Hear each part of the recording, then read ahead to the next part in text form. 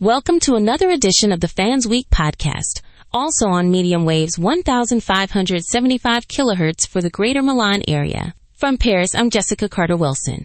France sends carrier to Hormuz, says it's not there to open Hormuz. By Jessica Carter-Wilson, fansweek.org, Paris, May 11th, 2026. Today's news. France's nuclear-powered carrier Charles de Gaulle transited the Suez Canal and entered the Red Sea en route to the Strait of Hormuz, while President Emmanuel Macron publicly declared that France has never considered deploying forces to reopen the strait.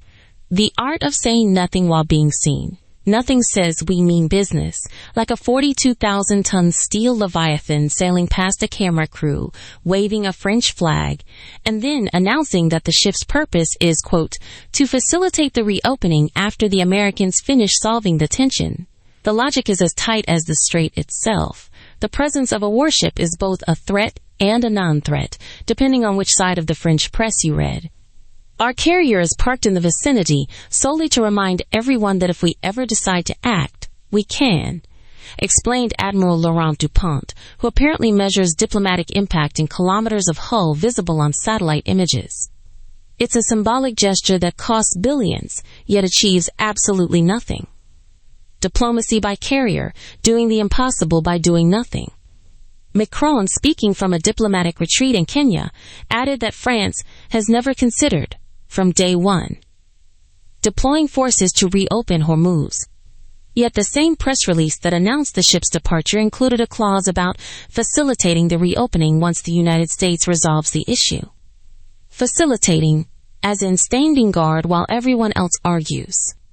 We are the actors who never get to deliver the final line, said a senior foreign policy advisor, sipping espresso beside a map of the Gulf. It's like sending a fire engine to a house fire and then claiming we're there to test the water pressure. Iran's reaction, a blink and you'll miss it. Tehran's spokesperson responded with the usual mix of restraint and barely concealed annoyance, describing the carrier's arrival as a subtle reminder that Europe can project power without actually committing to any policy. Iranian Navy vessels reportedly turned on their radars, only to flick them off when the French anthem blared from the ship's horn, fearing that even a note could be interpreted as an act of aggression.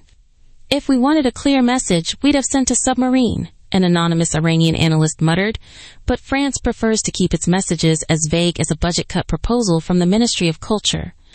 As the Charles de Gaulle glides toward the narrowing waters, the world watches a spectacle where the biggest gun in the French arsenal is used to fire a single, perfectly timed press release, and the only thing it truly opens is a dialogue about how good France looks when it pretends not to be there. That's all from today. From Paris, I'm Jessica Carter-Wilson.